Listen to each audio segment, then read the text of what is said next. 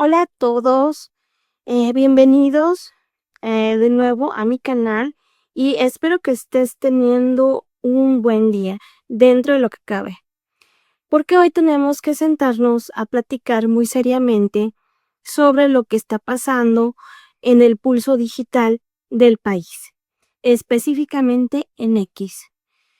La plataforma, que nos guste o no, se ha convertido en el termómetro de las realidades que los medios tradicionales a veces tardan en tocar o que de plano prefieren ignorar.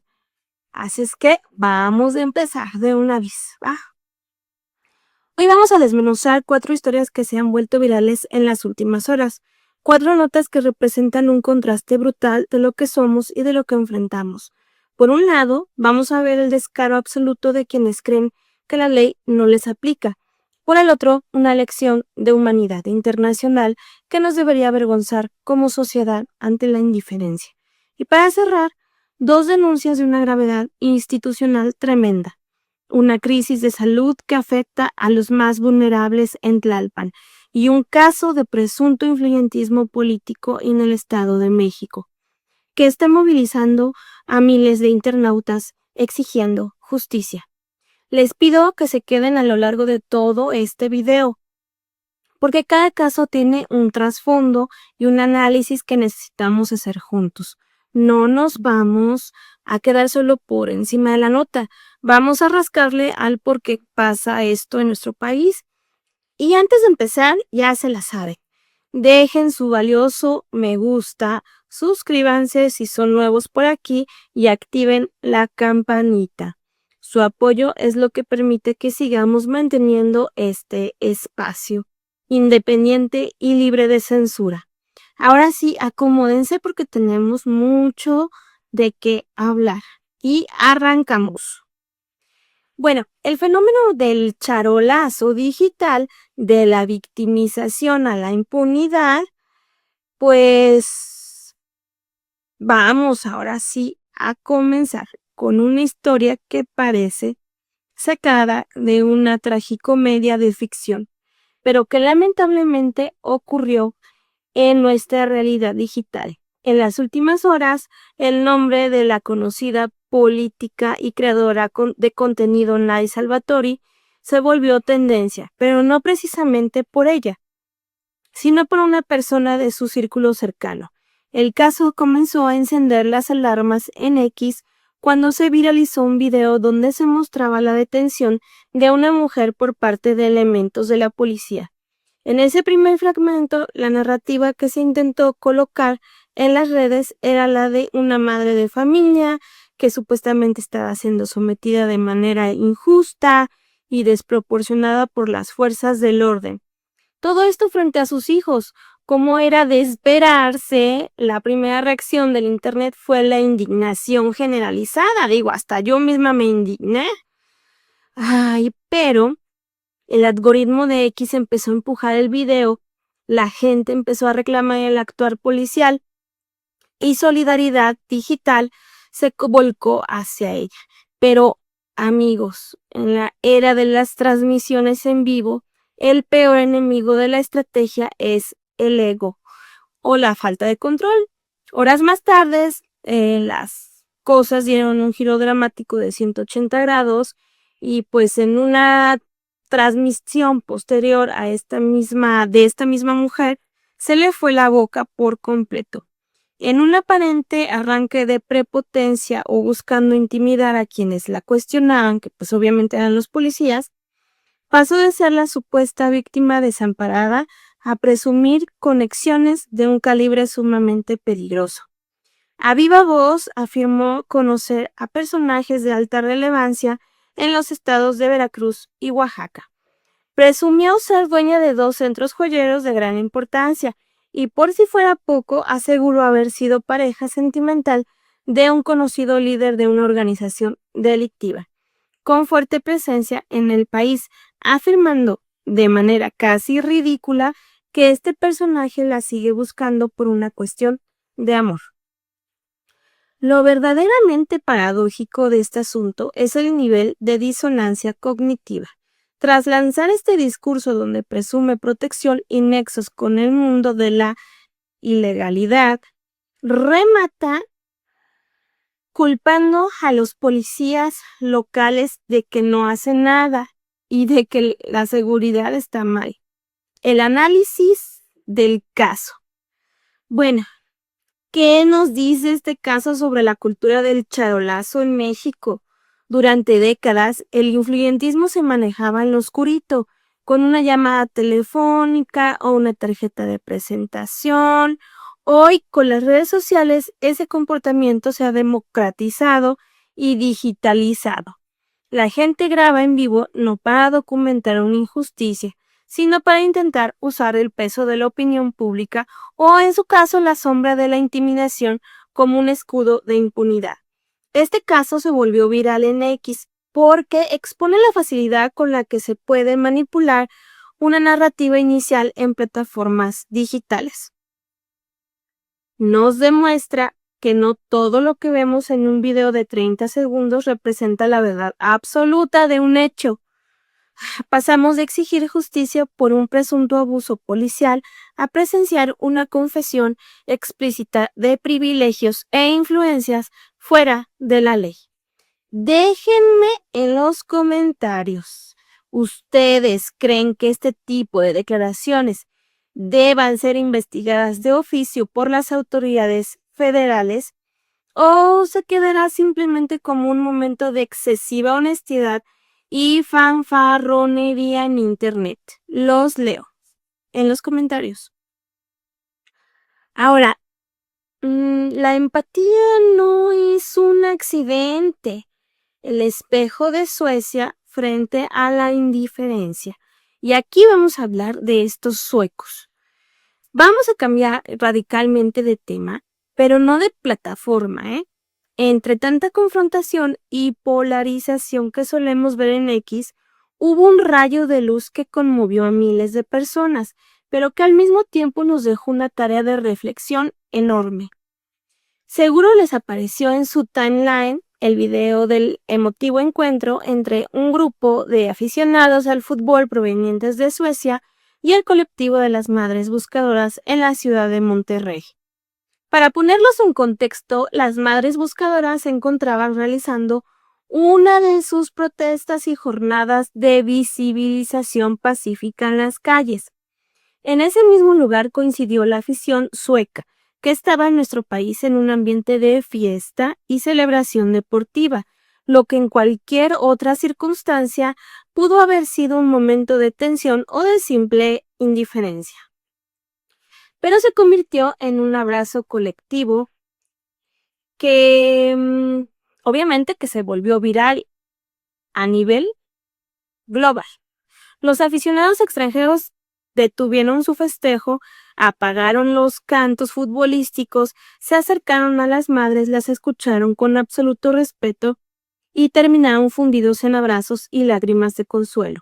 Este gesto, amigos, no fue un accidente. No fue una simple casualidad de que ese día anduvieran de buenas. El comportamiento de esta afición es el reflejo directo de un sistema educativo, de una estructura social diseñada para la solidaridad colectiva. En X se abrió un debate interesantísimo sobre por qué reaccionaron así y se identificaron 3 pilares fundamentales que explican este comportamiento y que se cultivan directamente en las aulas suecas. En primer lugar, la educación emocional desde la infancia. Vemos que hay un modelo escolar de los países nórdicos y particularmente en Suecia. La gestión de las emociones no es una materia secundaria. A los niños se les enseña desde muy pequeños a identificar, nombrar y gestionar sus propios sentimientos, pero también a reconocer e identificar el dolor ajeno. Se les educa bajo la premisa de que el sufrimiento del otro es real y merece respeto. En segundo lugar, los derechos humanos como práctica, no como teoría. En muchas partes del mundo los derechos humanos son un texto aburrido, en un libro de formación cívica que se memoriza para pasar un examen y luego se olvida. En Suecia, los derechos humanos se viven en el día a día en el aula. Se fomenta el debate, la inclusión y sobre todo se enseña un profundo respeto por las protestas sociales legítimas. Saben que cuando un grupo de ciudadanos sale a la calle a exigir algo tan elemental, la respuesta correcta es la lucha y no el rechazo. Y bueno, tercer lugar, la filosofía del bienestar colectivo. Existe un concepto social muy arraigado en esas culturas que dicta que el bienestar individual no puede existir si la comunidad está sufriendo. Si una persona o un grupo de personas la está pasando mal, la sociedad civil tiene la responsabilidad moral de responder y acuerpar. La reflexión obligada, mientras este video le daba la vuelta al mundo como una lección global de humanidad, en las mismas redes sociales, la autocrítica no se hizo esperar. ¿Por qué tuvo que venir una afición del otro lado del océano a darles el abrazo y el consuelo que tantas veces las instituciones y la propia sociedad local les niega?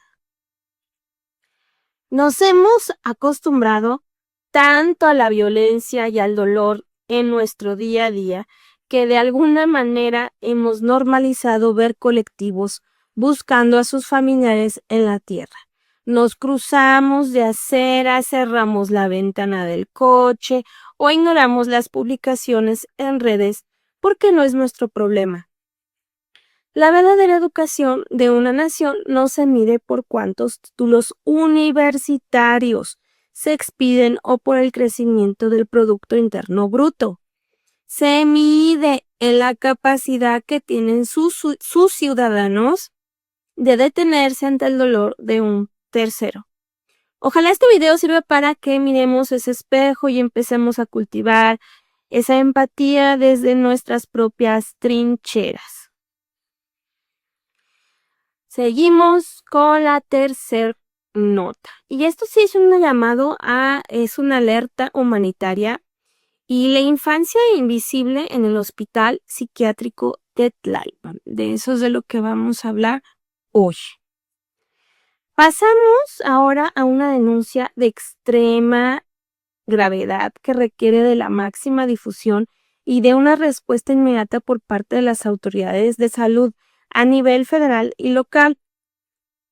A través de X, diversos usuarios, incluidos presuntos trabajadores del sector salud y familiares de pacientes, han levantado una alerta humanitaria por las condiciones críticas en las que se encuentra operando el Hospital Psiquiátrico Infantil, ubicado en la zona de Tlalpan. La denuncia es alarmante. Se reporta que el nosocomio lleva semanas enfrentando un desabasto severo y crítico en la alimentación destinada a los pacientes infantiles internados. De acuerdo con los testimonios que circulan en las redes sociales, la raíz del problema radica en que la administración gubernamental mantiene un adeudo financiero de gran magnitud con la empresa proveedora encargada de surtir los insumos alimenticios, lo que provocó la suspensión del servicio. Por si esta situación no fuera lo suficientemente preocupante, los denunciantes señalan que la poca comida que llega a ingresar al hospital está sufriendo de presuntos desvíos o robos internos. Esto ha colocado al personal de intendencia y de enfermería en una posición desesperada, teniendo que cooperar de sus propios bolsillos y cocinar con lo buenamente que pueden conseguir para que los niños no pasen el día con el estómago vacío. Estamos hablando de menores de edad que se encuentran bajo tratamiento de salud mental especializado, un sector que por ley y por derechos humanos debería tener la máxima prioridad de protección del Estado. La indignación en la comunidad digital aumentó de tono al revelarse que en lugar de priorizar el pago a los proveedores de alimentos y regularizar la situación de los insumos básicos, Las autoridades administrativas pretenden poner en marcha un proyecto para construir un albergue en las canchas deportivas del hospital. Los usuarios de X se preguntan con justa razón con qué recursos financieros plantean edificar y mantener una nueva infraestructura si ni siquiera se cuenta con el presupuesto básico para garantizar la comida diaria de los pacientes actuales. Las exigencias de la ciudadanía, la conversación en X no se ha quedado solo en la queja. Se ha transformado en una exigencia colectiva bien estructurada que gira en torno a 3 puntos urgentes. Primero, garantizar de inmediato un abasto de alimento digno y nutritivo para todos los niños y adolescentes internados en la institución. 2. Iniciar una auditoría profunda e independiente para investigar los presuntos desvíos de insumos y castigar con todo el peso de la ley a los funcionarios responsables de estas omisiones. 3. Evaluar la destitución inmediata de los directivos y delegados responsables de la gestión en Tlalpan por lo que consideran una flagrante violación a los derechos de la infancia. La salud mental en México históricamente ha sido el pariente pobre del sistema de salud pública y cuando afecta a la infancia la invisibilidad pues es doble. Desde este espacio nos sumamos al llamado de la ciudadanía. No podemos ser indiferentes ante una crisis que vulnera de esta manera a los niños que no tienen voz para defenderse en los medios. Estaremos vigilando si las autoridades emiten algún comunicado oficial al respecto en los próximos días. Vámonos al caso 4. El caso que sacude a Texcoco. Instituciones bajo la sombra del cuestionamiento. Y llegamos ya por fin a este cuarto y último tema de nuestra jornada de hoy, el cual representa quizás el punto de mayor tensión e indignación en las plataformas digitales. Nos trasladamos al Estado de México, específicamente al municipio de Texcoco, donde la comunidad de X se encuentra movilizada exigiendo justicia ante una denuncia que involucra presunto abuso infantil. Tráfico de influencias es una supuesta red de protección política que ha encendido todas las alertas ciudadanas. El origen de esta movilización en redes sociales es el desgarrador testimonio público de un padre de familia. Él denuncia que su pequeña hija fue víctima de una agresión atroz de extrema gravedad, señalando de manera directa como presuntos responsables a los padrinos de la menor. Sin embargo, lo que comenzó como una exigencia de justicia penal ordinaria se ha transformado en un escándalo político debido a los presuntos vínculos que rodean el caso. El padre de la víctima ha denunciado públicamente que los presuntos agresores presumen total impunidad debido a una supuesta relación de estrecha amistad y cercanía con el actual presidente municipal de Texcoco, el morenista Nazario Gutiérrez Martínez.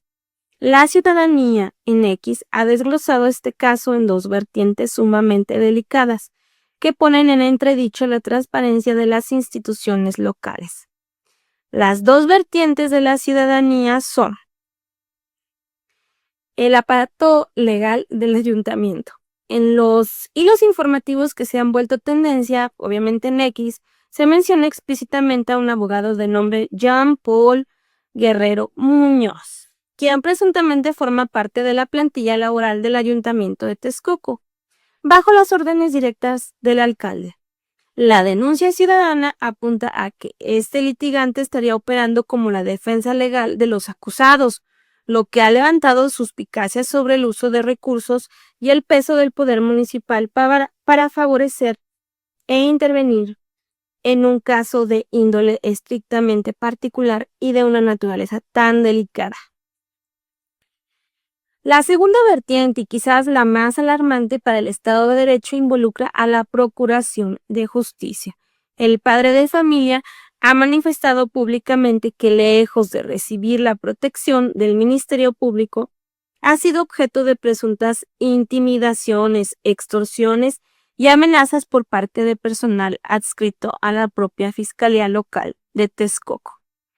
El objetivo de estas presiones, según sus declaraciones, es obligarlo a guardar silencio y frenar la exigencia pública de justicia, actuando prácticamente como un muro de contención institucional para proteger a los señalados.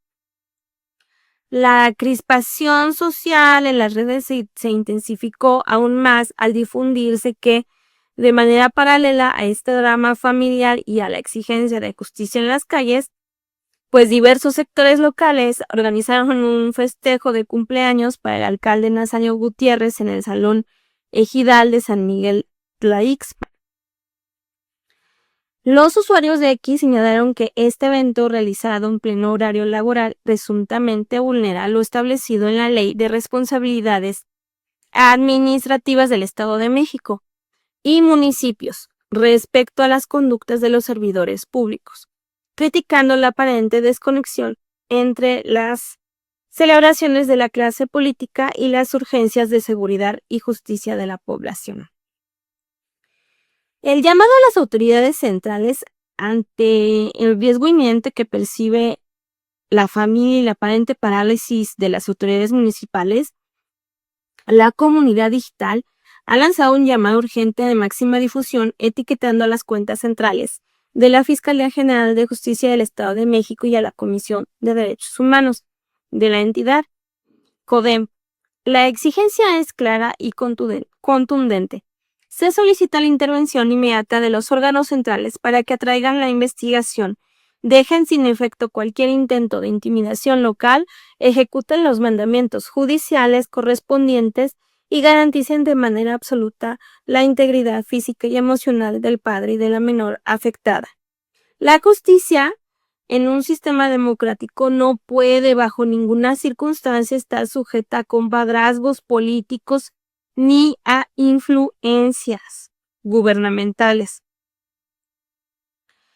Y pues bueno, amigos, hemos hecho un viaje completo por 4 realidades que nos acuden a través de las pantallas, desde el cinismo de quienes presumen contactos con la ilegalidad, pasando por la hermosa lección de empatía que nos dejó la afición de Suecia, hasta llegar a las dolorosas realidades institucionales que enfrentan las infancias en Tlalpan y las familias en Texcoco.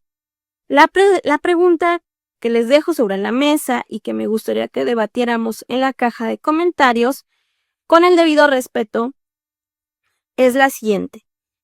¿Qué nos dice nuestro sistema de justicia y de salud el hecho de que los ciudadanos tengan que recurrir obligatoriamente a hacer virales sus casos en X para que las autoridades volteen a verlos?